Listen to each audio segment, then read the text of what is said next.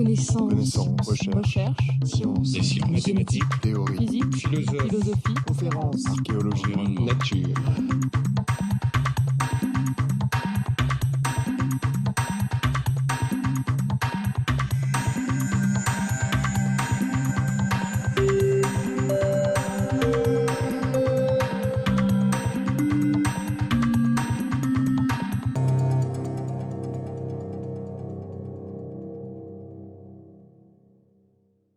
Bonjour à tous, merci Mathias de m'avoir donné l'occasion de faire ce topo suivant ton cours.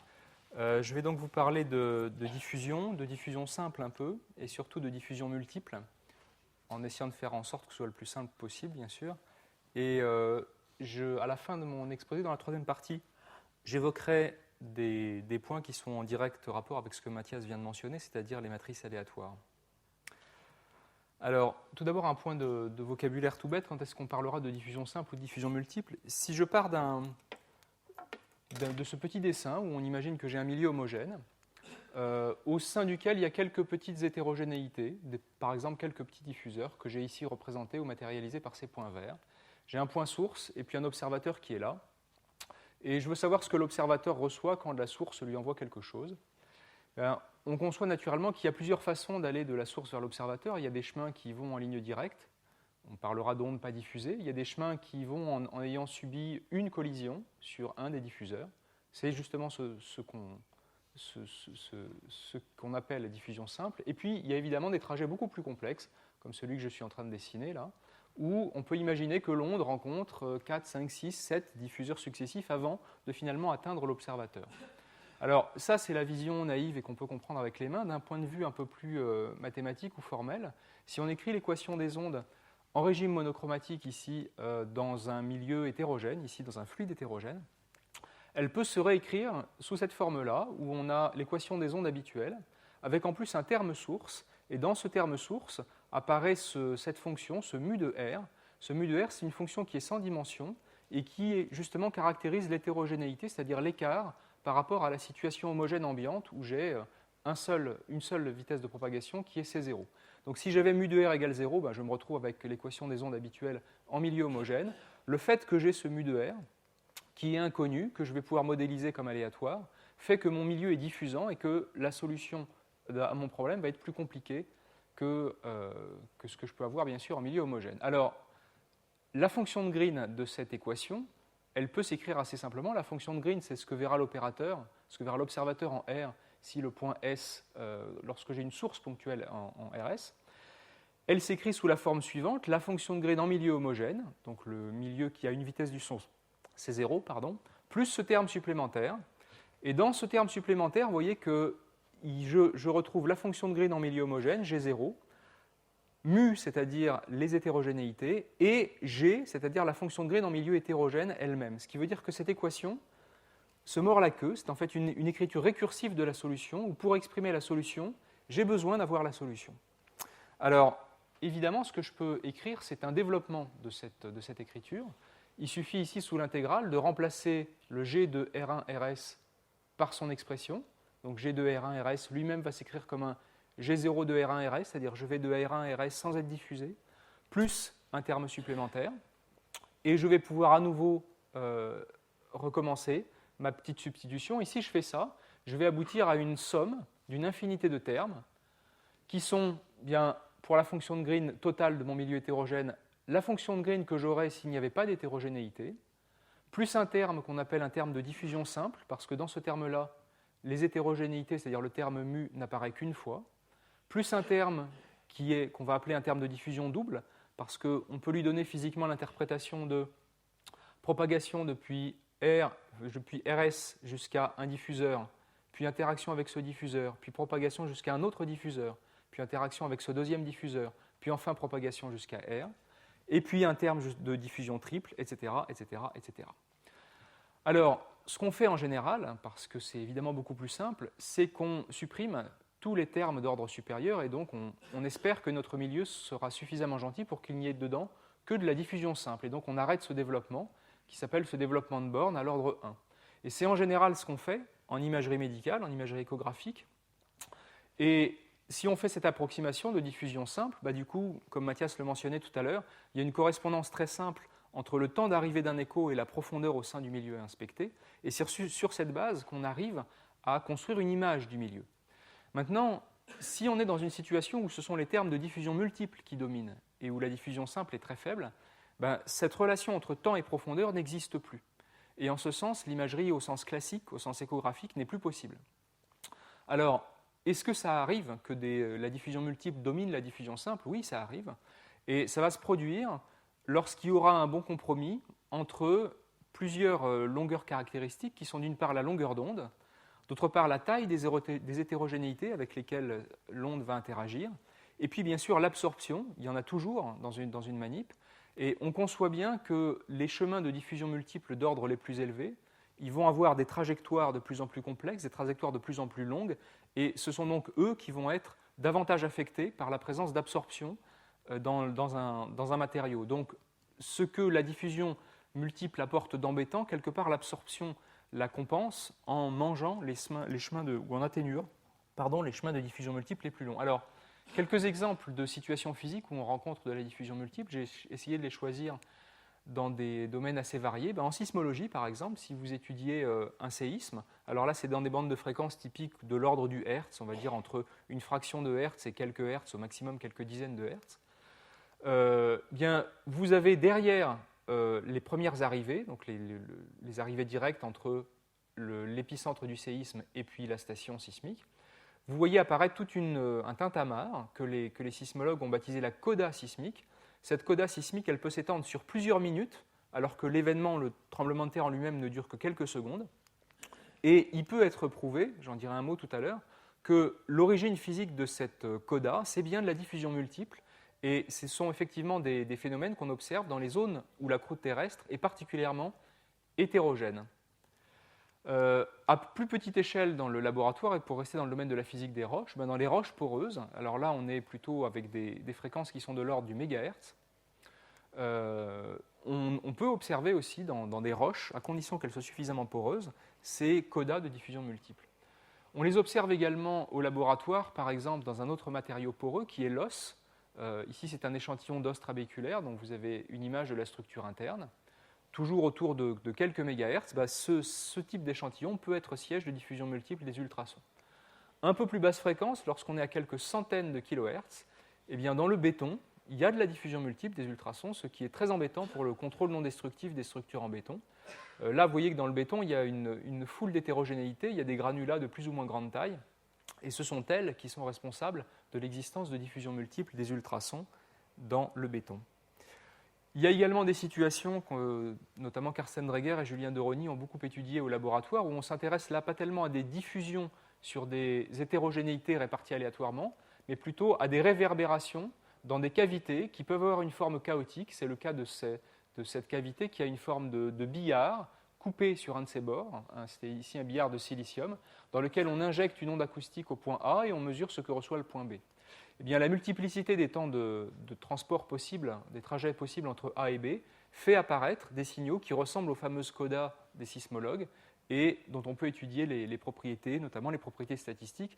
Et c'est quelque chose qui est important, notamment pour les communications à grande bande passante dans le domaine du gigahertz pour les ondes électromagnétiques. Enfin, un milieu qu'on aime bien étudier parce qu'on le maîtrise complètement, dans le domaine des fréquences qu'on emploie le plus couramment au labo, c'est-à-dire typiquement entre 500 kg et 5 MHz, ce sont ces forêts de tiges métalliques dont on contrôle parfaitement à la fois la densité, le rayon, éventuellement la présence de corrélation entre les différentes positions diffusantes. Donc ça, c'est un peu notre archétype de milieu multiplement diffuseur, la forêt de tiges. Et cette forêt de tiges, on peut la placer dans l'eau. On peut éventuellement la placer dans un liquide plus absorbant, comme de l'huile, si on veut tester la présence ou si on veut tester l'effet de l'absorption sur la diffusion multiple, par exemple. Alors voilà un peu tout la variété des échantillons auxquels on va pouvoir s'intéresser. Maintenant, quelle est la manip, quelle est l'expérience de base qu'on peut faire en diffusion multiple des ultrasons? En général, on emploie le matériel que Mathias vous a souvent présenté, c'est-à-dire des barrettes d'émetteurs et de récepteurs qui peuvent être pilotés indépendamment. Alors, on peut travailler soit en rétrodiffusion, soit en transmission à travers un échantillon. On va faire tirer par un ou plusieurs éléments une onde ultrasonore en général brève. Cette onde ultrasonore va se cogner sur tous les diffuseurs du milieu, elle va ressortir et on va la mesurer en un ou plusieurs points, soit en transmission, soit en rétrodiffusion. On a évidemment des émetteurs et des récepteurs qui, selon les longueurs d'onde disponibles, vont être grandes ou petites devant la longueur d'onde. On peut éventuellement envisager de les placer au sein du milieu, soit en contact avec le milieu, soit éventuellement même au sein du milieu. Et enfin, avec les spécificités de l'acoustique, qui sont qu'on va pouvoir réaliser une mesure directe du champ, et pas seulement de l'intensité, avec une assez grande largeur de bande, typiquement 50 à 100% de la fréquence centrale de nos capteurs. Alors, à quel type de problème est-ce qu'on va s'intéresser ? Par exemple, au problème direct, si je connais le mu de R, c'est-à-dire si je connais la carte des hétérogénéités d'un milieu, est-ce que je peux calculer l'onde diffusée par ce milieu-là ? La question inverse, évidemment, si je connais les sources et que je connais les récepteurs et je mesure le champ en un certain nombre de récepteurs, est-ce que je peux arriver à en déduire le mu de R ? Donc, est-ce que je peux arriver à construire une image du milieu ? Ça, c'est quelque chose qu'on sait très bien faire en régime de diffusion simple. En régime de diffusion multiple, très difficile. Alors, un objectif un peu moins ambitieux, puisque en régime de diffusion multiple, on aura tendance à considérer notre mu de R, donc nos hétérogénéités, comme une réalisation d'un processus aléatoire. Est-ce que si je me donne non pas un modèle exact pour mu de R, mais un modèle statistique pour mu de R, par exemple si je connais la moyenne et la variance, la densité de probabilité, les fonctions de corrélation du désordre mu de R, est-ce que je peux en déduire quelque chose sur la moyenne et la variance, les fonctions de corrélation spatiale, temporelle, fréquentielle de l'onde diffusée, en prenant en compte non pas seulement la diffusion simple, comme dans l'exposé de Mathias, mais également les contributions de diffusion multiple. Et une fois que j'ai cette modélisation statistique, est-ce que la connaissance des longueurs de corrélation ou des paramètres que je peux mesurer sur l'onde diffusée me donne des informations pertinentes sur le milieu ? Est-ce que, par exemple, je peux en déduire une longueur de corrélation pour le milieu, des paramètres statistiques intéressants pour mu de R ? Alors, les applications qui sont concernées par la propagation de ces ondes en régime de diffusion multiple, c'est tout ce qui concerne les applications classiques des ondes, en particulier des ultrasons, la caractérisation, l'imagerie, la détection. J'ai mentionné la sismologie et puis naturellement les télécommunications, bref, tout ce qu'on peut faire avec des ondes. Alors le point de vue que j'adopterai dans cet exposé, il sera très souvent comme au laboratoire expérimental, même si on sera amené à un moment à parler de formalisme, en particulier sur les matrices aléatoires. Alors, quelques ordres de grandeur et quelques paramètres fondamentaux pour décrire la diffusion multiple des ultrasons. Il y en a un qui est vraiment essentiel, c'est celui qu'on appelle en général le libre parcours moyen élastique, LE, et qui traduit la façon dont ce qu'on appelle l'onde cohérente va décroître. De quoi est-ce qu'il s'agit ? Imaginez la manip suivante, vous avez une source, vous avez une tranche de milieu diffusant qui fait une certaine épaisseur L, et vous vous mettez de l'autre côté en un point récepteur. Et vous regardez ce que vous recevez. Alors en général, ce que vous recevez, même si vous avez émis une impulsion très brève, c'est quelque chose de beaucoup plus complexe et qui s'étend sur un temps de vol beaucoup plus long. On reconnaît en général une première arrivée, on l'appelle souvent le balistique, et puis derrière, il y a la coda. Alors ça, c'est ce que j'observe si j'ai une réalisation du désordre. Une façon de réduire un peu la quantité de données, c'est de m'intéresser à ce que je recevrais en moyenne si je pouvais avoir idéalement une infinité de réalisations du désordre équivalentes. Alors, comment est-ce que je peux y avoir accès concrètement ? Bien, par exemple, si j'ai affaire à une suspension des bulles qui sont en mouvement, eh bien, le mouvement de la suspension va réaliser une moyenne naturelle. Maintenant, si j'ai un milieu à désordre fixe, par exemple ma forêt de tige tout à l'heure, ce que je peux faire, c'est éventuellement fabriquer plusieurs tirages obéissant à la même statistique pour la forêt, ou bien me décaler spatialement et remplacer une moyenne d'ensemble par une moyenne spatiale.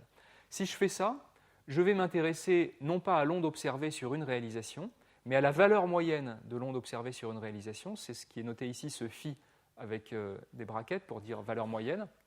Et c'est ça qu'on appelle l'onde cohérente.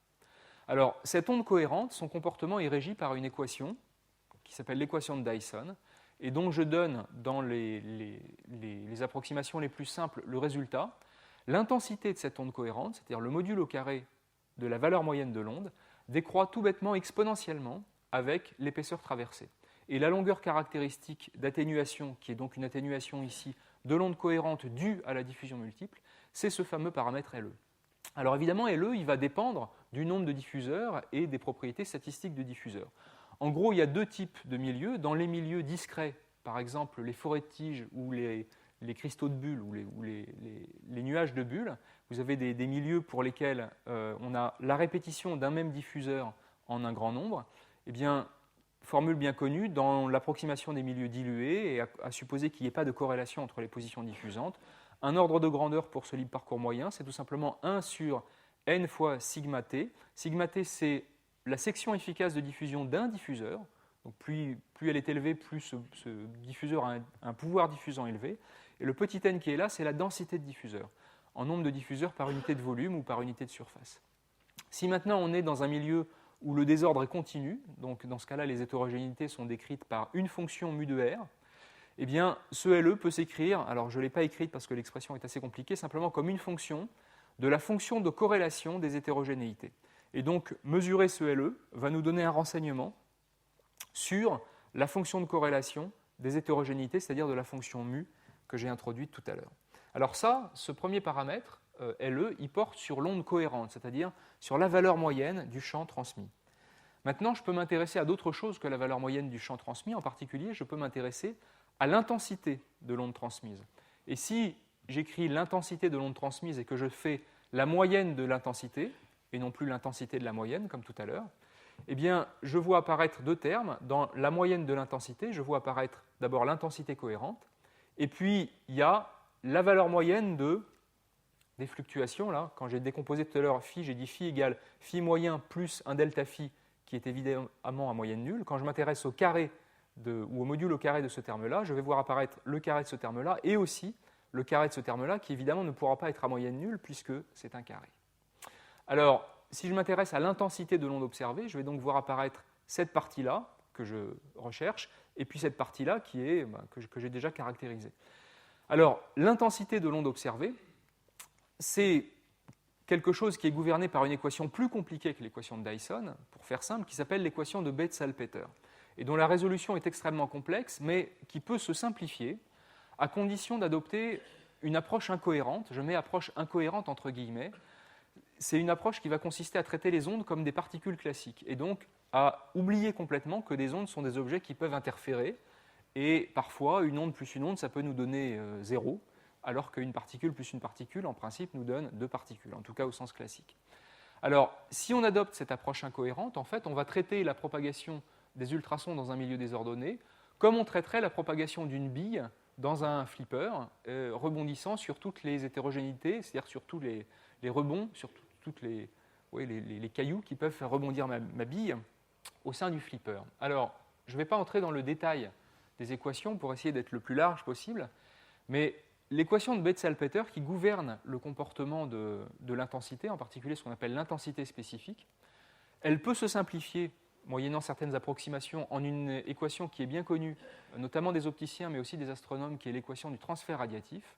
Et cette équation du transfert radiatif, qui est encore très complexe, peut encore se simplifier en une équation, alors pour le coup que connaissent tous les physiciens, qui est l'équation de la diffusion.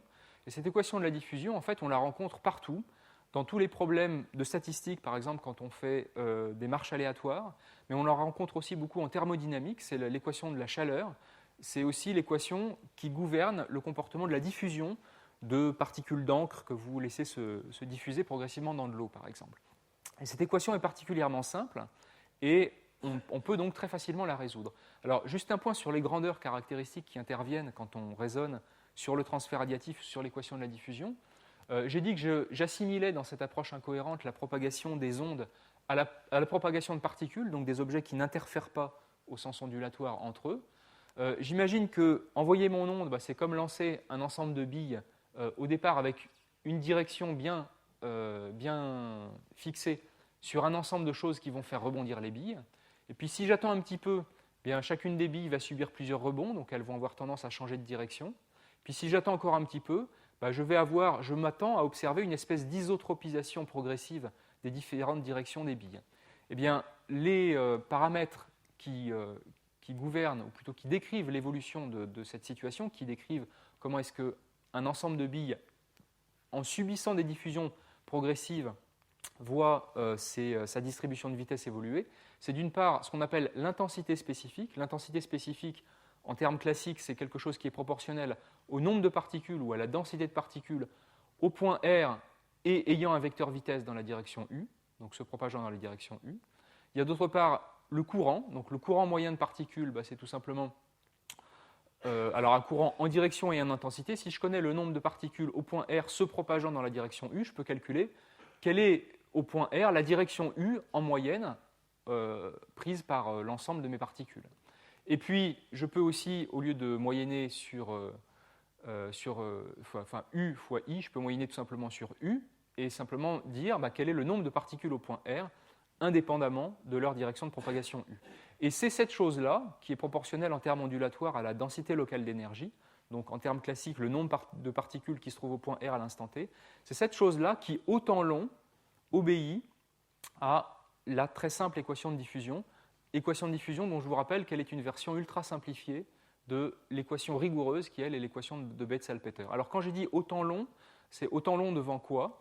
Bien, au temps long devant le temps caractéristique qu'il faut pour que l'onde subisse un événement de diffusion. Et ce temps caractéristique, c'est le rapport entre la distance LE, entre deux diffusions, et la vitesse de propagation C.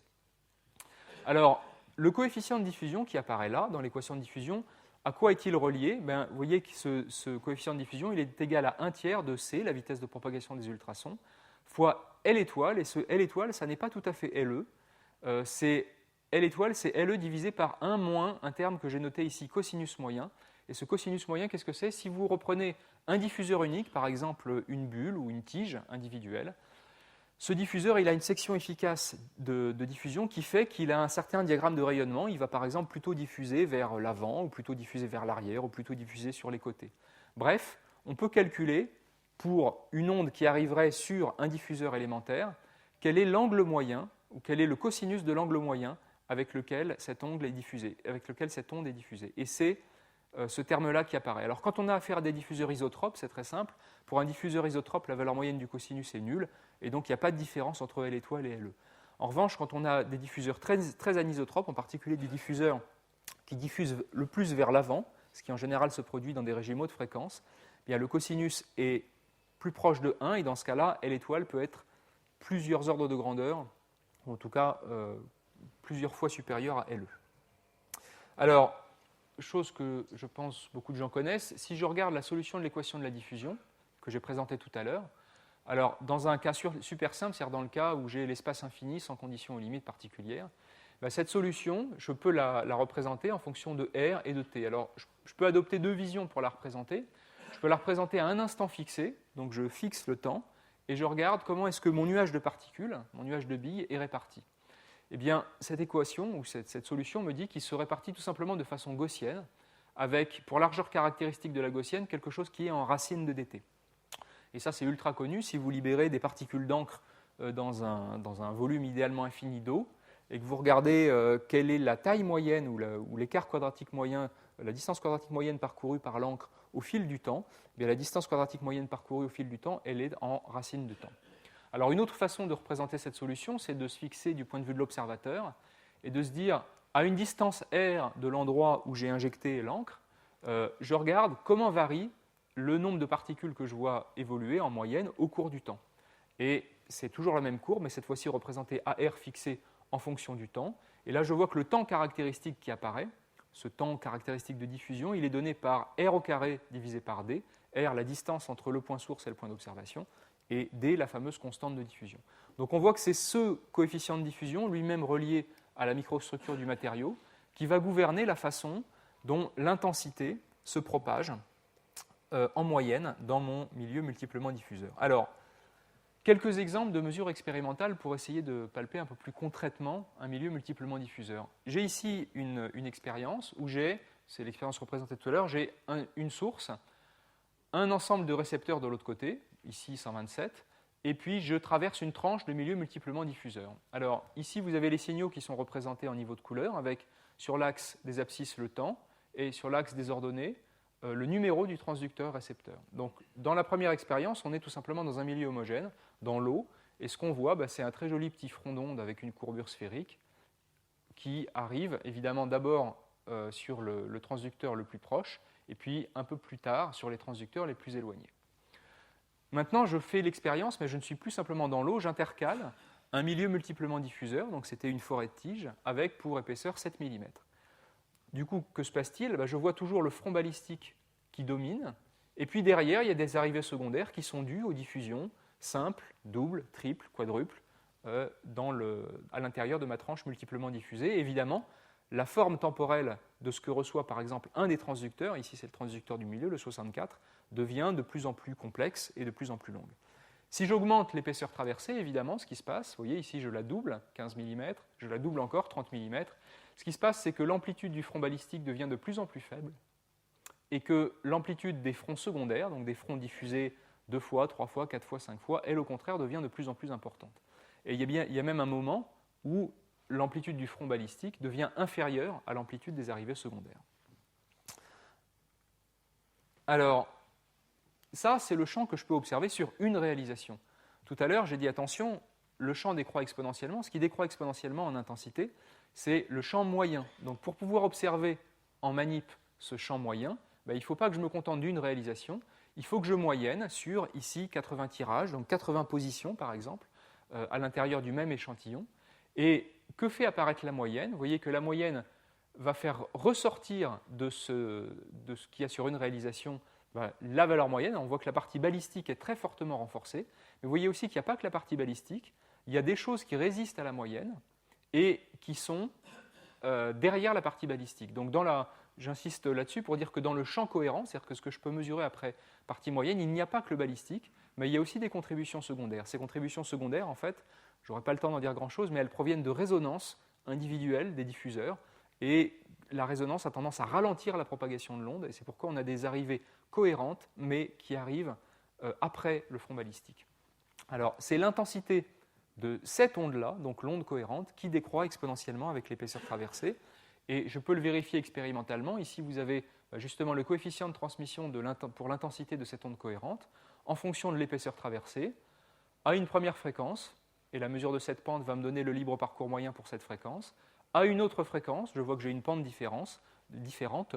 Donc j'ai une façon ainsi de mesurer le libre parcours moyen de diffusion en fonction de la fréquence. Et ne retenez pas les détails de l'équation, c'est inutile.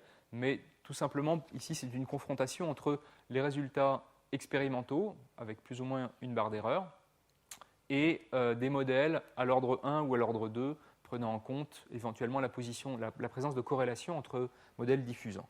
Donc, ça, c'est pour le champ cohérent. On a a priori toute une batterie de modèles qui nous permettent de le décrire de façon satisfaisante. Maintenant, il y a des situations où c'est la partie incohérente qui va dominer. Et ça, c'est ce qui va se produire lorsqu'on aura de la diffusion multiple d'ordre très élevé. Donc là, par exemple, je prends le même échantillon. Alors, j'ai oublié de le dire, mais dans cet échantillon-là, on avait des libres parcours moyens qui sont de l'ordre, selon les fréquences, de 5 à 10 mm.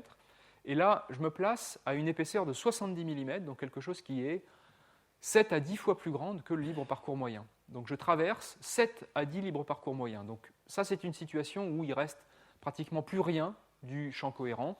Exponentielle de moins 70 sur 7 mm, ça vous fait exponentielle de moins 10. Il ne vous reste plus rien. Et l'essentiel du champ transmis, c'est du champ qui n'est pas le champ cohérent. Donc c'est les fluctuations.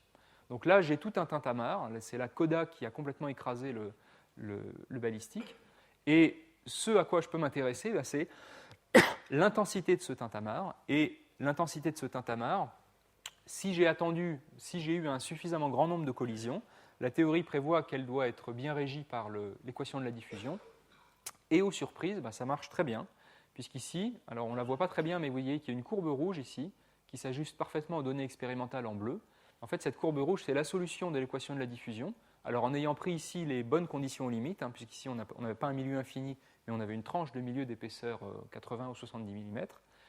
Et les points bleus, ce sont les points mesurés expérimentalement. Donc vous voyez qu'a priori, on a des modèles relativement simples, parce que le modèle diffusif est très simple, et pour décrire à la fois, non pas avec exactitude, ce que vaut le champ multiplement diffusé sur une réalisation, mais au moins ce que valent sa valeur moyenne pour le champ cohérent, et la valeur moyenne de son intensité pour la partie dite incohérente.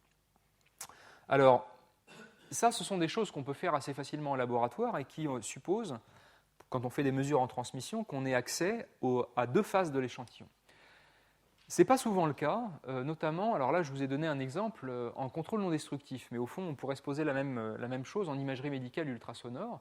En imagerie médicale comme en contrôle non destructif, et d'ailleurs c'est pareil en géophysique, quand on a un réseau de transducteurs, en général les mêmes transducteurs servent, ou en tout cas sont aux mêmes positions, servent de source et de récepteur, et on n'a pas toujours accès aux deux faces de l'échantillon. Donc, dans ce cas-là, j'ai ici une barrette de transducteurs, je peux faire émettre la source numéro I, je peux faire recevoir le récepteur numéro J. Et puis, si j'ai un échantillon hétérogène, alors cette photo-là, c'est un échantillon d'acier qui nous avait été prêté par EDF. C'est un acier austenitique à gros grains dans lequel il y a de la diffusion. Et le problème, c'est que l'opérateur il reçoit un bruit de structure, Mathias dirait un bruit de speckle, en provenance de la structure de l'échantillon.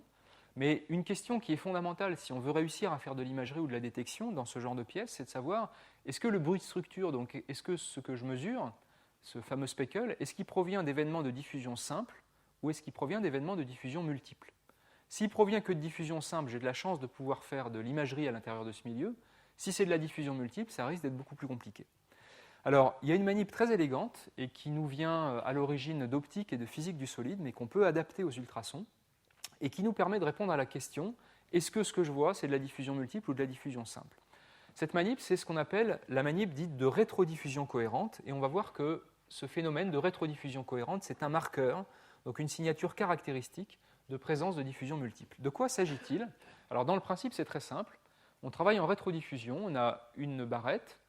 Sur cette barrette, on choisit un élément source, on lui fait tirer une petite impulsion, et on va s'intéresser tout simplement aux formes d'ondes qui sont rétrodiffusées par l'échantillon auquel on s'intéresse. Et ce qu'on va prendre comme observable, c'est l'intensité, donc la somme, ou le carré du champ en tout cas, le carré du champ éventuellement intégré sur tout le temps, ou bien simplement intégré sur des petites fenêtres de temps, donc c'est ce que j'appelle l'intensité du champ, et on va regarder la répartition angulaire de l'intensité qui est rétrodiffusée.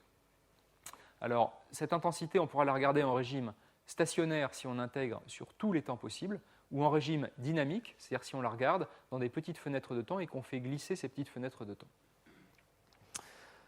Alors, à quoi est-ce qu'on peut s'attendre sans mettre trop d'équations dans le problème? Eh bien, le champ que j'appelle psi, donc le champ reçu par le point R lorsque j'ai tiré par le point S, très schématiquement, je peux l'écrire comme une somme de contributions. Chacune de ces contributions, ici indicée par un P, l'indice P désigne l'indice d'une séquence de diffusion multiple possible, donc en gros d'un chemin de diffusion multiple, ou simple d'ailleurs, à l'intérieur du milieu. Vous avez ici par exemple un chemin bleu, un chemin vert, qui sont deux chemins possibles de diffusion au sein du milieu. Donc à chacun de ces chemins va être affectée une amplitude complexe qui va dépendre du temps, des coefficients de réflexion de chacun des diffuseurs mis en jeu, de la longueur du chemin éventuellement. Cette amplitude peut avoir bien sûr une phase. Bref, ça c'est quelque chose qui est caractéristique de l'histoire du chemin numéro P. Si je m'intéresse à l'intensité du champ, je vais élever cette chose-là en modulo carré. Et si j'élève cette somme en modulo carré, il va y avoir deux sortes de termes. Il va y avoir la somme des intensités individuelles, donc ça c'est la somme sur tous les P de module de AP au carré. Donc ça c'est simplement la somme des intensités individuelles de chacun des chemins. Et puis il va y avoir les termes croisés, c'est-à-dire somme sur P et somme sur P différent de Q, de AP, AQ conjugué, ou AP conjugué fois AQ. Et ça c'est le terme qu'on appelle terme de speckle, qui est en fait un terme d'interférence entre les chemins différents, entre un chemin AP et un chemin Q différent. Alors, si je m'intéresse maintenant à l'intensité moyenne, donc je fais des moyennes d'ensemble, je regarde qu'est-ce qui va résister à la moyenne dans tout ça. Ce terme-là, il est forcément positif, donc il ne peut que résister à la valeur moyenne. Ce terme-là, par contre, il est de temps en temps positif, de temps en temps négatif, parfois il va être nul. Et quand je prends la valeur moyenne de AP fois AQ, conjugué, à quoi je peux m'attendre? Si je raisonne assez simplement, je me dis si les positions diffusantes sont complètement décorrélées, ça veut dire que je ne suis pas en train de faire de la propagation dans un cristal, par exemple, ou dans un milieu ordonné, je peux m'attendre à ce que les amplitudes correspondant à chacun des chemins, donc les AP et les AQ, soient également des variables aléatoires décorrélées. Si elles sont décorrélées et en plus à moyenne nulle, en moyenne, ce terme-là va être nul. Et donc ce à quoi je peux m'attendre pour l'intensité moyenne, c'est simplement, en moyenne, l'intensité moyenne, ça va être la somme des intensités individuelles de chacun des chemins. Et à quoi je peux m'attendre comme dépendance angulaire? Pour faire simple, si je n'ai pas de diffuseur qui est une section efficace de rétrodiffusion qui soit particulièrement piquée dans une direction, si je n'ai pas de source ou de récepteur qui soit particulièrement piqué dans une direction, donc en gros je suppose que j'ai éclairé à peu près de façon uniforme dans toutes les directions, qu'en réception c'est pareil, je reçois de façon à peu près uniforme dans toutes les directions et que mes diffuseurs ne sont pas violemment anisotropes, eh bien je ne devrais pas avoir, pour l'intensité rétrodiffusée, de direction privilégiée, donc de dépendance angulaire marquée dans l'intensité rétrodiffusée. Alors, est-ce que c'est ce que j'observe?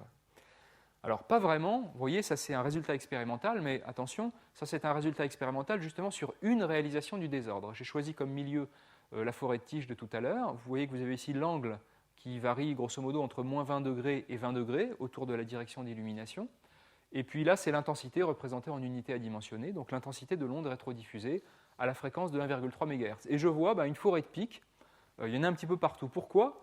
Parce que là, je suis sur une réalisation du désordre, donc je n'ai pas lissé les fluctuations, et dans cette condition-là, c'est le terme de speckle qui domine. Donc ce que je vois, c'est les grains de speckle avec une certaine largeur caractéristique que Mathias vous présentait tout à l'heure sur l'image échographique. Maintenant, si je moyenne tout ça en faisant alors, soit des tas de réalisations de mon milieu, soit en déplaçant mon milieu, soit encore en moyennant sur le résultat du speckle sur un très grand nombre de fréquences, et on a ici fait l'ensemble de ça, qu'est-ce qu'on observe? Eh bien, on observe ce magnifique pic en bleu, qui nous dit quoi? Qui nous dit que par rapport à ce qu'on attendait, alors ce qu'on attendait c'est la courbe en rouge, c'est le résultat du calcul prévu pour le modèle incohérent, on n'attendait pas de direction privilégiée. Eh bien, en gros, dans la direction de rétrodiffusion, c'est-à-dire dans la direction qui correspond à la direction d'incidence, il y a 2 fois plus d'intensité que ce qui était prévu par le modèle incohérent. Par contre, en dehors de cette direction-là et d'un angle ici de quelques degrés autour de cette direction-là, je retrouve à peu près sur les ailes du pic, je retrouve à peu près ce que me prévoyait le modèle incohérent. Donc le modèle incohérent qui assimile des ondes à des particules, visiblement il a tort et ça se manifeste autour de la direction de rétrodiffusion. Pourtant, le modèle incohérent, qui est le modèle diffusif, il marchait splendidement bien en transmission. Mais là, apparemment, en rétrodiffusion, il est mis en défaut. Pourquoi? Alors, pourquoi? En fait, c'est très simple. On a juste oublié un ingrédient essentiel, et qui est essentiel au retournement temporel. Donc, je pense que Mathias vous en a déjà parlé. C'est la symétrie par réciprocité.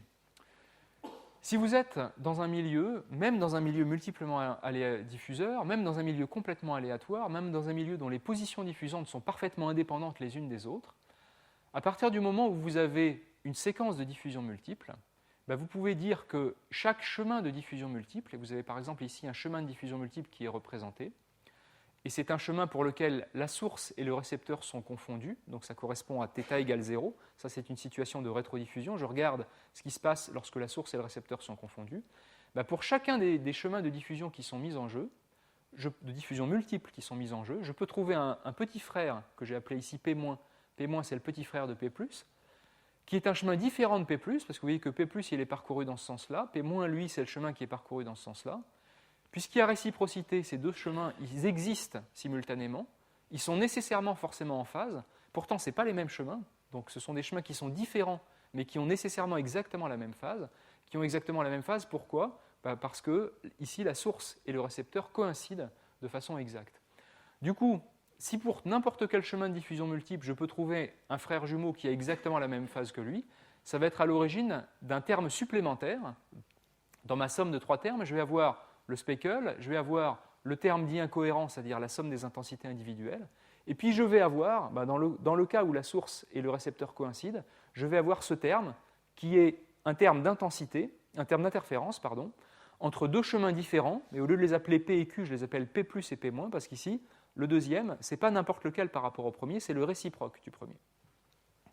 Alors, je vais peut-être accélérer un peu, sinon je vais dépasser largement mon temps de parole, mais il est possible, du coup, avec ce raisonnement, de calculer exactement ce que donne le profil du pic de rétrodiffusion cohérente en fonction des différents paramètres du milieu. Et ce qui apparaît, c'est que le profil de ce pic de rétrodiffusion cohérente fait apparaître, en fait, c'est une figure d'interférence. Donc cette interférence, elle va durer tant que le déphasage delta phi entre ce chemin-là et ce chemin-là, donc ce sont 2 chemins réciproques avec ici la direction d'illumination et la direction de réception qui ne coïncident plus, et je veux savoir comment est-ce que ça va dépendre du décalage angulaire entre la direction d'illumination et la direction de rétrodiffusion. Donc je dois regarder pour calculer ce que vaut ce diagramme d'interférence, la valeur moyenne du cosinus du déphasage. Sommer sur quoi? Sommer sur tous les points d'entrée et de sortie possibles. Les points d'entrée et de sortie, c'était R1, c'est le premier diffuseur de ma séquence de diffusion, Rn, c'est le dernier diffuseur de ma séquence de diffusion. Donc là, j'ai représenté ce qui se passe pour une séquence de diffusion donnée. Donc le chemin bleu, le chemin rouge, c'est le chemin réciproque. Il va y avoir interférence constructive forcément pour cette partie-là. Et puis il va y avoir forcément un déphasage pour ce qui concerne la partie propagation dans le milieu homogène. Si je connais ce déphasage en fonction de KE, KR, R1, Rn, il ne me reste plus qu'à sommer ça sur tous les chemins de diffusion multiples possibles, c'est-à-dire sur tous les points d'entrée R1 et tous les points de sortie Rn possibles. Et l'ingrédient pour ça, j'ai besoin d'avoir quelle est la probabilité de sortir en Rn, sachant que je suis entré en R1 et que je regarde un chemin, je regarde une intensité qui est dynamique, donc je regarde un chemin qui correspond à un temps de propagation petit t. Mais ça, justement, ça m'est donné par la solution de l'équation de la diffusion. C'est un problème de marche aléatoire. Je sais que ça, c'est mon halo diffusif et c'est quelque chose qui a une largeur caractéristique en racine de dt. Alors là, j'ai donc, pour le profil du pic de rétrodiffusion cohérente, une intégrale avec un cosinus, quelque chose en racine de dt. C'est une transformée de Fourier d'une fonction qui a une extension spatiale racine de dt. Du coup, la largeur caractéristique de ce pic de rétrodiffusion cohérente va être en 1 sur racine de dt. Plus précisément, angulairement, ce sera en la longueur d'onde divisée par racine de dt. Donc ce qui est intéressant, c'est qu'en régime dynamique, c'est-à-dire si je suis l'évolution au cours du temps du pic de rétrodiffusion cohérente, je vais le voir s'affiner au cours du temps en 1 sur racine de dt. Et ce qui est intéressant, c'est que ça va me permettre du coup de mesurer cette constante de diffusion. Alors voici justement quelques résultats expérimentaux. Donc ça, ce sont des résultats expérimentaux qui ont été acquis dans un milieu prototype, toujours les tiges métalliques ici autour de 3 MHz. Alors sur ces schémas, comme souvent, vous avez en abscisse le temps, ici en microsecondes.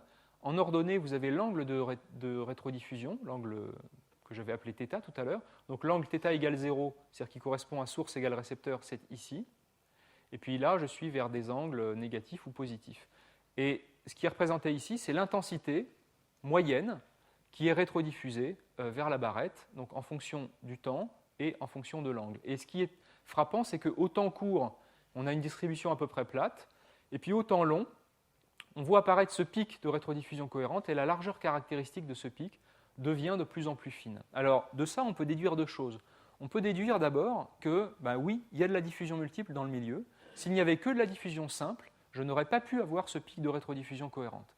Donc, ça me donne un premier paramètre qui est, oui, il y a de la diffusion multiple, et je suis capable de voir au bout de quel temps est-ce que le pic se dessine, donc au bout de quel temps, quel est le temps caractéristique d'apparition d'un régime de diffusion multiple, ce qui me donne une information intéressante sur le milieu.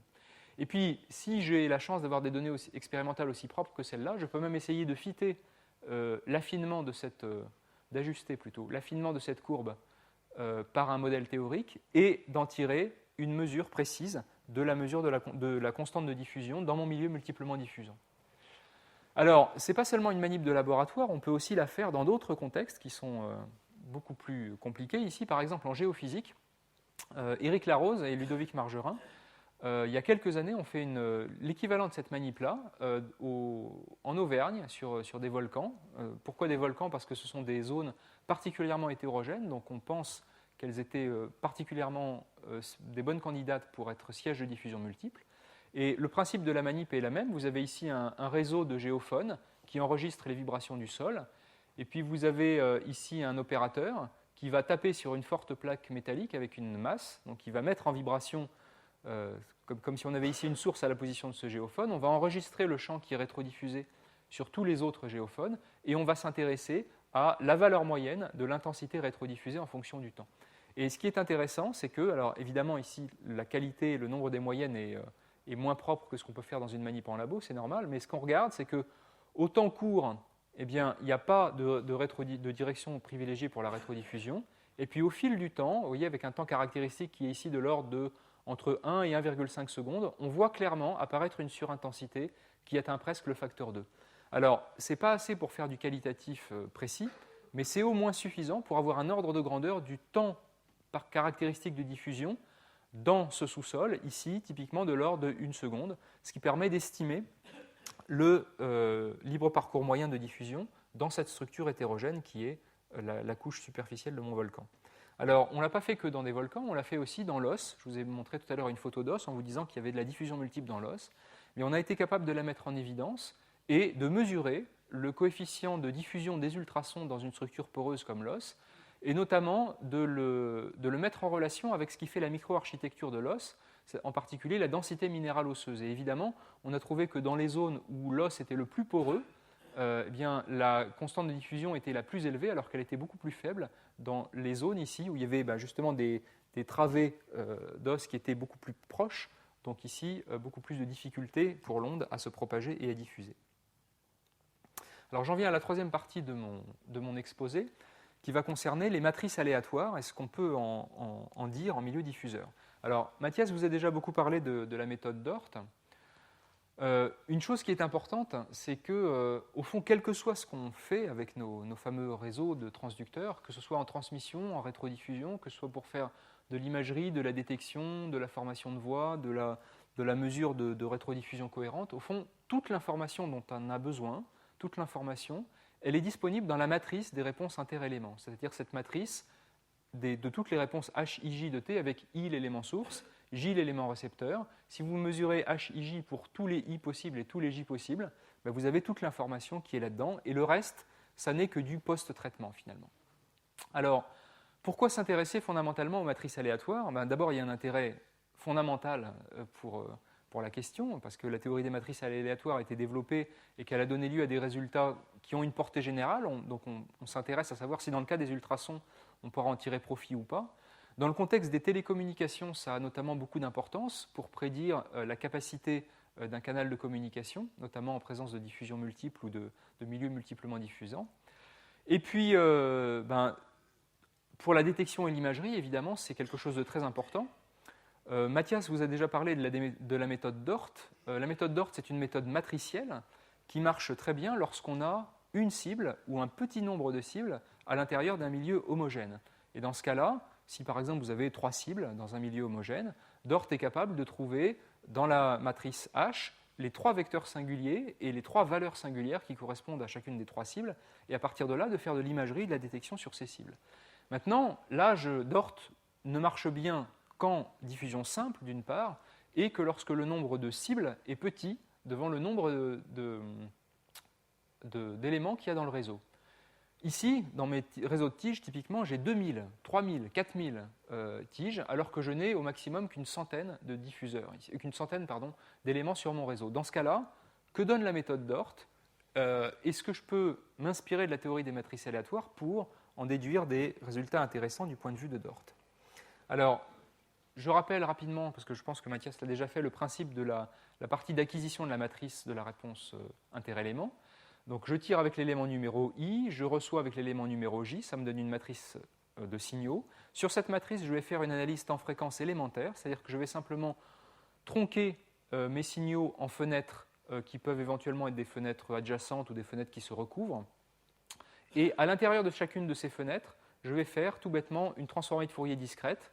Donc je vais passer d'une matrice H à une matrice K, IJ, qui va dépendre du temps, donc ce sera quelque chose de dynamique, et qui va dépendre aussi de la fréquence. Donc pour chaque fenêtre temporelle, je vais avoir, et pour chaque fréquence, je vais avoir une matrice de n au carré coefficient si j'ai n transducteurs. Alors, que fais-je de cette matrice ? Comme avec Dort, j'en fais une décomposition en valeurs singulières, c'est-à-dire que j'écris K sous une forme factorisée, K égale U lambda V, avec dans la matrice diagonale lambda les fameuses valeurs singulières, qui sont toujours positives. Alors si j'étais dans un milieu simple, si j'avais une cible, j'aurais une valeur singulière, 2 cibles, j'aurais 2 valeurs singulières. Maintenant, je suis dans un milieu aléatoire, avec un très grand nombre de cibles qui sont à des positions aléatoires. J'ai grand N valeurs singulières, grand N c'est le nombre d'éléments. A priori, il n'y a plus du tout de connexion entre la position des diffuseurs ici, ou même les diffuseurs, et puis l'intensité ou la valeur prise par ces valeurs singulières. Alors, je vais donc considérer cette matrice comme une réalisation d'un processus aléatoire, donc comme une matrice aléatoire, et l'observable qui va être intéressante, ce sera quelle est la distribution des valeurs singulières. Est-ce que je peux arriver à estimer la densité de probabilité, donc la répartition de ces valeurs singulières? Alors, il y a un résultat particulièrement simple parmi tout ce que donne la théorie des matrices aléatoires, qui est le résultat suivant. Si vous considérez une matrice qui est une matrice carrée, de grande dimension, c'est-à-dire grand N supérieur à 1, très très supérieur à 1, dans cette matrice, vous mettez des coefficients qui n'ont pas forcément une statistique gaussienne, mais qui ont une valeur moyenne nulle, et vous les normalisez de telle sorte que la variance des coefficients soit égale à 1 sur n.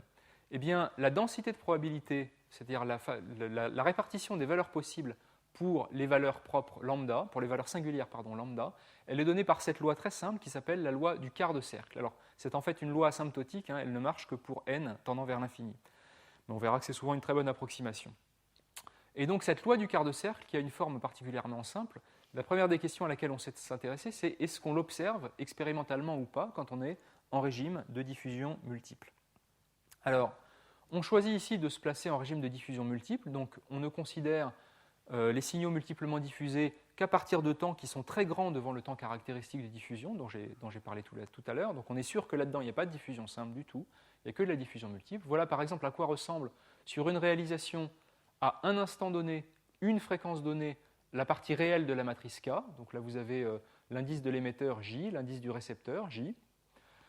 Et on calcule les valeurs singulières de cette matrice. On fait ça en moyennant sur tous les temps disponibles correspondant à de la diffusion multiple, sur toutes les fréquences disponibles, et on observe cette répartition de points rouges. Vous voyez qu'on est très loin de la loi du quart de cercle. Alors pourquoi? C'est qu'en fait, dans les hypothèses qui sont faites pour aboutir à la loi du quart de cercle, il y en a certaines qui ne sont pas vérifiées. En particulier, pour avoir la loi du quart de cercle, il faut que les éléments de la matrice soient 2 à 2 indépendants. Or, ici, les éléments K et J ne sont pas 2 à 2 indépendants. Pourquoi? Mathias vous a parlé du théorème de Zernike tout à l'heure. Quand vous regardez ce que reçoit l'élément numéro J et ce que reçoit l'élément voisin, l'élément numéro J plus 1, il y a forcément une petite corrélation entre ces deux éléments. Pourquoi?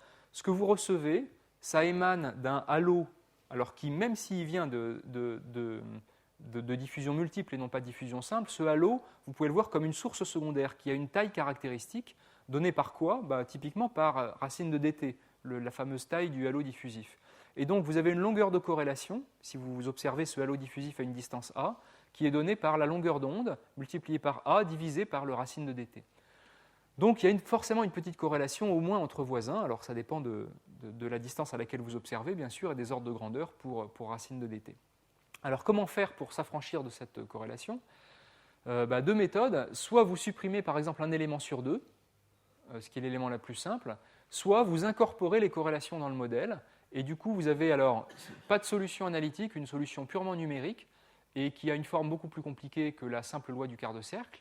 Mais cette loi plus compliquée qui prend en compte la forme des corrélations, c'est la loi théorique qui est donnée en noir. Et là, du coup, on voit qu'on a un excellent accord entre ce qui est observé expérimentalement et ce qui est observé en manip. Alors, on peut voir quand même que si on tient à la loi du quart de cercle, ce qui est plus simple, on peut faire ce que j'annonçais tout à l'heure, c'est-à-dire s'affranchir des corrélations en ne considérant, alors, dans la manip que je présente ici, une voie sur 2 suffisait, puisqu'il n'y avait des corrélations que sur les plus proches voisins.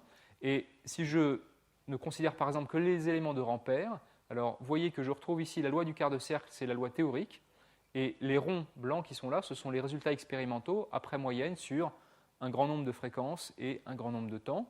Donc il semble raisonnable, je n'ai pas mis la barre d'erreur, mais elle est tout à fait compatible avec les écarts qui sont observés là. Il semble raisonnable, quand je vois ce résultat expérimental, qu'on peut dire, grosso modo, que la loi du quart de cercle est un modèle, me donne un modèle statistique simple, valable pour la distribution des valeurs singulières de la matrice K, au moins en régime de diffusion multiple. Là, je suis en régime de diffusion multiple. Oui, je ne fais pas cette remarque-là, sinon je vais vraiment déborder. Est-ce que c'est toujours vrai en régime de diffusion simple? Eh bien non. Alors voilà un résultat, c'est exactement la même chose. Ce qui est représenté ici, c'est en rouge, résultat expérimental, la distribution moyenne que j'observe pour les valeurs singulières de la matrice K. Et ce que j'ai en bleu ici, c'est ce que prévoit la loi du quart de cercle. Et là, je n'ai toujours pas mis l'écart type, mais il est vraiment faible. Il est de l'ordre de moins de 0,05, en gros, unité. Donc il fait à peu près cette hauteur-là. Et on a vraiment un écart qui est significatif par rapport à la loi du quart de cercle, ce qui veut dire clairement qu'en régime de diffusion simple, les valeurs singulières ne suivent absolument pas la loi du quart de cercle. Alors, pourquoi? Si on regarde sur un résultat expérimental, une matrice en régime de diffusion multiple, j'en ai présenté une tout à l'heure, on a l'impression de n'avoir aucune corrélation particulière dans les éléments de cette matrice, à part évidemment la symétrie imposée par la réciprocité qui est que KIJ doit être égal à KJI, naturellement. En régime de diffusion simple, il y a quelque chose qui se dessine. Vous voyez, on a l'impression de voir apparaître ces espèces de lignes, et en fait, ces lignes qui sont des espèces de lignes de cohérence, on va dire, elles apparaissent le long des antidiagonales de la matrice. Les antidiagonales de la matrice, ce sont les lignes de la matrice telles que I plus J égale constante. Je vous rappelle que I, c'est le numéro de l'émetteur, J, le numéro du récepteur. Alors, pourquoi est-ce qu'il y a, en régime de diffusion simple, cette fameuse cohérence le long des antidiagonales? On peut le comprendre en écrivant quelques équations, et en particulier, comme Mathias l'a fait tout à l'heure, en se plaçant dans l'approximation de Fresnel. Si je me place dans l'approximation de Fresnel, au lieu d'écrire des fonctions de Green comme exponentielle JKR sur R, donc des fronts d'onde sphériques, je vais les approximer localement par des petits morceaux de paraboles, donc par des choses où il y aura du exponentiel JK et puis un terme quadratique. Alors, du coup, si je m'intéresse au coefficient KIJ, donc pour l'onde reçue par le point J quand j'ai tiré par le point I, qu'est-ce qu'il y a dans l'expression de ce KIJ? Il y a un terme de déphasage qui traduit la propagation sur, en gros, 2 fois la distance R, donc R à l'aller, R au retour. Et puis, il y a une somme sur tous les diffuseurs qui ont contribué à l'écho KIJ alors, un certain nombre de termes qui sont l'amplitude AS du diffuseur, ça c'est la réflectivité du diffuseur numéro S. Et puis, il y a le déphasage qui est dû au décalage entre la position de l'émetteur et la position du diffuseur S, donc ça c'est le XI moins XS au carré. Et puis pareil pour le décalage, le déphasage entre la position du récepteur, XJ, et la position du diffuseur, XS. Ici, je représentais que ce qui se passe avec une seule coordonnée. Évidemment, à 3D, on aurait en plus un YI et un YJ. Alors, ça, c'est une écriture purement mathématique. Maintenant, cette écriture purement mathématique, je peux la réordonner de façon un peu plus rusée. Et en particulier, dans la mesure où j'ai fait l'approximation de Fresnel, qui me permet de simplifier mon ondelette sphérique, je vais pouvoir maintenant factoriser des choses dans les carrés qui apparaissent là. Et en particulier, je vais pouvoir factoriser de telle sorte à faire apparaître xi moins xj au carré ici, et xi plus xj ici. Donc ici, des choses qui seront relatives aux diagonales, et ici, des choses qui seront relatives aux antidiagonales de la matrice. Alors ce qui est intéressant, c'est que dans cette factorisation, le premier des termes est un terme toujours déterministe. Vous voyez que là-dedans, il n'y a rien qui dépend de la distribution des diffuseurs. La seule chose aléatoire là-dedans, c'est AS, c'est-à-dire, et puis XS, c'est-à-dire la position des diffuseurs, et l'amplitude, la réflectivité du diffuseur numéro S. Donc ce terme-là, c'est le terme aléatoire. Maintenant, il faut bien voir une chose, c'est que quand je fais une expérience, je fais une expérience sur une réalisation du désordre. Donc le désordre est fixe. Si je suis sur une réalisation du désordre, je peux dire la chose suivante. Sur une réalisation du désordre, le long des antidiagonales de K, c'est-à-dire le long des points IJ tels que XI plus XJ est constant. XI plus XJ est constant, je suis sur une réalisation du désordre, donc AS et XS sont des nombres qui ne varient pas. Bien sûr, S change entre S égale 1 et NS, il n'y a pas de problème, mais sur une réalisation du désordre, ce terme aléatoire, il vaut ce qu'il vaut, et il prend une valeur. Ce qui veut dire que pour une réalisation du désordre, il va y avoir une relation de phase déterministe entre les coefficients que j'ai ici écrits KI-M, KI plus M, c'est-à-dire des coefficients KIJ situés sur la même diagonale, mais à une distance 2m l'un de l'autre. Et cette relation déterministe, elle sera tout simplement due à ce terme-là, puisque ce terme-là, qui est le terme aléatoire, sera le même pour tous les couples IJ qui sont sur la même antidiagonale. Donc, sur le long de la même antidiagonale, il y aura simplement un terme de phase entre deux termes, deux termes KIJ qui sont sur la même deux KIJ sur la même antidiagonale, et ce terme de phase, il sera simplement donné par ce terme-là. Et ce terme de phase, il est parfaitement déterministe, et je peux tester cette idée en fabriquant un échantillon simplement diffuseur, en y jetant des diffuseurs à n'importe quelle position avec n'importe quelle réflectivité, et en regardant quelle est la relation de phase qui existe entre KII, c'est-à-dire l'amplitude et la phase que je reçois lorsque je tire et je reçois par le même élément, et puis k i-m, i plus m, c'est-à-dire lorsque je suis à une distance 2m autour de ce centre i. Et ce que vous avez ici en rouge, c'est la loi qui est attendue théoriquement, c'est celle-là, c'est tout bêtement un chirp, cette espèce de dépendance quadratique de la phase. Et les points que vous avez là, ce sont les points expérimentaux. Alors, de tout ça, on en déduit quoi? On en déduit qu'on a maintenant établi l'origine de notre cohérence le long des antidiagonales. Maintenant, qu'est-ce que ça change, le fait d'avoir une cohérence le long des antidiagonales, pour les valeurs singulières de la matrice? Alors, il n'y a hélas pas de loi simple, mais ce qui est connu, c'est ce qu'on appelle les matrices de Hankel. Une matrice de Hankel, c'est quoi? C'est une matrice qui a des coefficients qui sont aléatoires mais constants le long des antidiagonales. Et donc il existe des lois complexes, mais qui décrivent le comportement des valeurs singulières pour les matrices de Hankel. Ici, on n'a pas tout à fait la même chose, puisque nous n'avons pas des coefficients qui sont constants le long des antidiagonales, mais nous avons des coefficients qui sont le long d'une même antidiagonale, reliés par une relation de phase déterministe. Et Alexandre Aubry, dans sa thèse, qu'il a terminée au mois d'octobre dernier, qu'il a soutenue au mois d'octobre dernier, a démontré que pour ce genre de matrice aussi, on avait le même genre de loi que la loi de Hankel.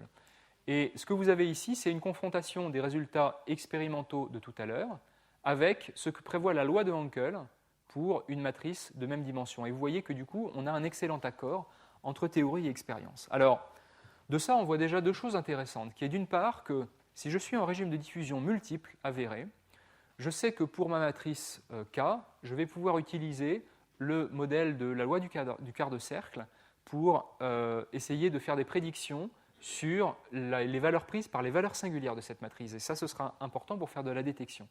Maintenant, si je suis en régime de diffusion simple, je vais avoir un comportement différent à cause de cette corrélation le long des antidiagonales. Et ce comportement va m'amener à adopter plutôt la loi de Hankel plutôt que la loi du quart de cercle pour les valeurs singulières. Alors, comment se servir de tout ça pour faire de la détection et de l'imagerie d'une cible enfouie dans un milieu diffusant?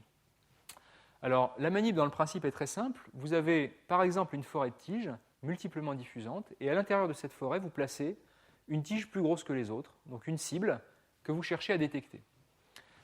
Qu'est-ce que vous cherchez à détecter quand vous voulez faire de l'imagerie? Vous cherchez à détecter l'écho simplement diffusé par la cible. Comme cet écho simplement diffusé par la cible, c'est un écho de diffusion simple, il devrait présenter la fameuse cohérence le long des antidiagonales, qui est la signature de la diffusion multiple. Mais le problème, c'est que cet écho, il est noyé dans un tintamarre de diffusion multiple, le bruit de structure du milieu, qui peut éventuellement dominer complètement et écraser complètement l'écho de cette cible. Alors, ce que a mis au point Alexandre Aubry au cours de sa thèse, c'était justement une méthode matricielle qui permet de profiter de la cohérence déterministe le long des antidiagonales pour faire ressortir la cible du bruit environnant. Dans la configuration expérimentale, en fait, on a placé la cible non pas au cœur du milieu, mais derrière le milieu. Nous avions un libre parcours moyen ici de l'ordre de 7 à 8 mm et une épaisseur traversée de l'ordre de 20 mm, c'est-à-dire en gros 3 fois le libre parcours moyen. Ce qui veut dire que l'onde qui arrive, qui sort ici de la barrette, qui traverse une première fois le milieu, qui est réfléchie par la cible, puis qui traverse une deuxième fois le milieu, elle a en fait traversé 6 libres parcours moyens avant de regagner la barrette. Donc l'onde qu'on essaye de faire ressortir, son intensité a été atténuée d'un facteur exponentiel moins 6, c'est-à-dire 1 sur 400. Si vous essayez de faire une image échographique au sens classique, comme Mathias vous en a présenté, de ce milieu, qu'est-ce que vous voyez? Vous voyez ça. Et vous voyez que sur cette image, vous avez ici la profondeur en millimètres, la coordonnée verticale ici en millimètres également. On arrive à voir des petits points blancs dans les premiers millimètres du milieu. En fait, c'est quoi ces petits points blancs? C'est la position des premiers diffuseurs. Et puis, au-delà d'une certaine profondeur, qu'est-ce que vous voyez? Plus rien du tout. Enfin, si, vous voyez du speckle, c'est-à-dire des choses, mais sans que vous puissiez identifier des cibles clairement identifiables. Et à la profondeur de la cible, alors la profondeur de la cible ici, c'est 20 mm après le premier écho, donc vous voyez que c'est autour de 60 mm, et bien on ne voit absolument rien. En particulier, on ne voit pas un écho énorme qu'on devrait voir, puisqu'ici, la cible elle a un diamètre de 15 mm, alors que les tiges qui sont autour n'ont qu'un diamètre 20 fois plus petit, 10 fois plus petit, pardon. Donc la cible est 10 fois plus grosse que les diffuseurs environnants. Donc là, l'échographie ne voit rien du tout. En fait, ça, c'est quelque part une façon d'illustrer le libre parcours moyen de diffusion. Vous voyez qu'on arrive à faire une image du milieu, en gros sur une épaisseur qui est le libre parcours moyen de diffusion. Et puis, au bout d'un libre parcours moyen de diffusion, donc ici 7 à 8 mm, eh bien, la diffusion multiple l'emporte, et elle l'emporte tellement que l'image échographique classique qu'on fait n'a plus aucun sens, c'est-à-dire elle nous donne quelque chose, mais qui n'est plus relié physiquement à la position individuelle de chacun des diffuseurs, et en particulier, on ne voit plus du tout la grosse cible qu'on espérait, enfin on ne voit pas du tout, plus exactement, la grosse cible qu'on espérait détecter. Alors, que va-t-on faire maintenant? On va appliquer dans un premier temps la méthode Dort classique. Si j'applique la méthode Dort classique, je mesure une matrice K, je fais une diagonalisation de l'opérateur de retournement temporel, c'est-à-dire je fais une décomposition en valeurs singulières de cette matrice K, je regarde la plus forte des valeurs singulières, en espérant que la plus forte des valeurs singulières elle soit rattachée à la cible. La plus forte des valeurs singulières me donne aussi un vecteur singulier. Je repropage ce vecteur singulier, ou le vecteur propre de la matrice K, K conjugué. Et en repropageant ce vecteur propre, je sais que je devrais, si tout marchait bien, refocaliser sur la position de la cible. Et donc, si je fais une coupe du faisceau refocalisé, ça devrait me donner la position de la cible. Alors, ce que vous avez en bleu ici, c'est ce que ça vous donne s'il n'y a pas de milieu multiplement diffusant. Donc, si je me mets dans l'eau, dans un milieu homogène, Dort marche parfaitement, comme Mathias vous l'a sûrement déjà présenté. On arrive à très bien retrouver la position de la cible avec une résolution qui est donnée par la résolution angulaire du réseau qu'on a employé. Maintenant, avec mon milieu multiplement diffuseur, j'essaye de détecter la cible par Dort, et qu'est-ce que j'ai? Rien du tout. Vous voyez que le vecteur singulier que je repropage, il ne refocalise absolument pas sur la cible, et il me donne rien. Il me donne une image de speckle, il est perdu dans le fouillis. Maintenant, que puis-je faire? Dans cette matrice K qui est mesurée, il y a une partie faible qui est de la diffusion simple provenant de la tige. Et puis il y a une partie prépondérante qui est de la diffusion multiple. Ce que je peux faire, c'est essayer de faire ressortir la partie diffusion simple. Comment? Cette partie diffusion simple, je sais qu'elle doit présenter la fameuse loi de cohérence déterministe avec ce chirp le long des antidiagonales. Alors comment est-ce que je vais faire ressortir cette cohérence déterministe? Il y a plusieurs techniques pour le faire. La technique la plus simple, et qu'avait ici appliquée Alexandre, c'était de prendre les données, de leur faire subir une rotation. Donc c'est simplement un changement de coordonnées, en fait, on passe de coordonnées IJ à coordonnées I', J', une rotation de 45 degrés. Du coup, la cohérence, si faible soit-elle à laquelle je m'attends, au lieu de l'avoir sur les antidiagonales, je vais l'avoir sur les colonnes de la matrice tournée. Et les colonnes de la matrice tournée, je vais les projeter sur la forme dont je sais quelle doit être la forme de la cohérence retrouvée, c'est-à-dire ce fameux chirp de tout à l'heure. Et une fois que j'aurai projeté cette matrice K sur le fameux chirp de tout à l'heure, je vais en obtenir une matrice K filtrée. Et cette matrice K filtrée, je reviens dans le système de coordonnées antérieur en rebasculant de 45 degrés. Et du coup, j'obtiens, alors non plus la matrice K brute, mais la matrice K filtrée, c'est-à-dire la partie de la matrice K qui présentait la fameuse cohérence selon les antidiagonales. Alors évidemment, là, ça saute aux yeux que la matrice K filtrée présente une cohérence le long des antidiagonales. Et cette cohérence selon les antidiagonales, je suppose qu'elle provient essentiellement de la cible, et que donc si je repropage le vecteur singulier associé, le premier vecteur singulier associé à la valeur singulière la plus forte de cette matrice, je devrais refocaliser vers la cible. Est-ce que ça marche? Oui, ça marche merveilleusement bien. Regardez ici, vous avez en bleu ce que j'ai dans l'eau, c'est-à-dire si je n'ai absolument pas de milieu diffusant devant. Ce que j'ai en rouge là, c'est l'image que je suis capable de faire de ma cible alors que j'ai traversé 3 libres parcours moyens à l'aller et 3 libres parcours moyens au retour. Alors, vous voyez qu'on perd en amplitude. Mais en termes de rapport signal sur bruit, au niveau de lobe secondaire relatif, on a à peu près des choses comparables. Les mêmes données, bon, juste un point ici, ça c'est la comparaison, alors non plus en log, mais en échelle linéaire, de l'image idéale qu'on obtiendrait dans l'eau, en bleu, et l'image qu'on obtient après filtrage de la diffusion multiple et repropagation. Vous voyez que ce n'est pas parfait, mais presque. Enfin, en échelle linéaire et non plus en échelle logarithmique, ce que vous avez toujours, alors en bleu, l'image idéale, en rouge, l'image obtenue par Dort avec filtrage matriciel, et puis vous avez en vert l'image obtenue par Dort sans filtrage matriciel, on part complètement dans les choux, et en noir, l'image obtenue par l'image échographique standard, et là aussi on part complètement dans les choux, puisqu'on a des des lobes secondaires qui sont très importants. Donc, en utilisant de façon intelligente ou en adaptant, disons, les résultats de la théorie des matrices aléatoires au contexte particulier de l'imagerie échographique, Alexandre a réussi à mettre au point une technique prometteuse qui apparemment nous permet, alors non pas d'éliminer complètement la diffusion multiple, mais au moins de diminuer fortement le poids de la diffusion multiple et donc de séparer les contributions de diffusion simple et de diffusion multiple. On l'a fait là dans un milieu qui est fortement diffusant et on a extrait une composante de diffusion simple faible. On peut faire ça aussi dans un milieu qui est réputé faiblement diffusant, par exemple le sein, donc un tissu biologique, dans lequel on fait couramment des images échographiques, et on peut chercher au contraire à extraire la contribution de diffusion multiple pour voir si elle est négligeable ou pas. Alors ici on a l'image échographique de l'intérieur d'un sein. C'est l'image standard que vous pouvez voir s'afficher sur l'écran d'un échographe. Et la question qu'on peut se poser, c'est, puisque cette image est fondée sur le principe même qu'il n'y a que de la diffusion simple à l'intérieur du sein, est-ce que je peux avoir un indicateur qui me dit quel est le degré de fiabilité de cette image?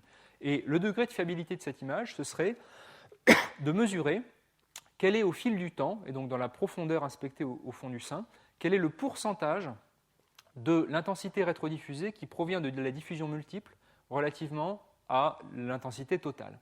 Et puisqu'on a une technique qui nous permet de séparer la contribution de diffusion multiple de la contribution de diffusion simple, on est capable de mesurer ce pourcentage. Et ce que donne le résultat, c'est assez intéressant, c'est qu'en gros ici, jusqu'à des temps qui sont inférieurs à 50 mm, 50 microsecondes, ce qui correspond à une certaine profondeur à l'intérieur du milieu, eh bien, pour l'essentiel, l'intensité les signaux à partir desquels ont été fabriquées cette image proviennent bien de diffusion simple. Par contre, au-delà de 50 microsecondes, clairement, c'est la diffusion multiple qui domine. Et donc, au-delà de 50 microsecondes, clairement, les points blancs qu'on voit apparaître ici sur cette image ne veulent plus rien dire, au sens où on ne peut plus les rattacher physiquement à une image de la structure diffusante. Voilà, on est donc en train de travailler sur ces sujets au laboratoire. Et je vais arrêter mon exposé ici en vous priant de m'excuser pour avoir dépassé mon temps de parole. J'espère vous avoir convaincu que c'était des sujets très pluridisciplinaires, très passionnants et sur lesquels il y a encore une foule de choses à faire. Merci à vous. Merci ma classe.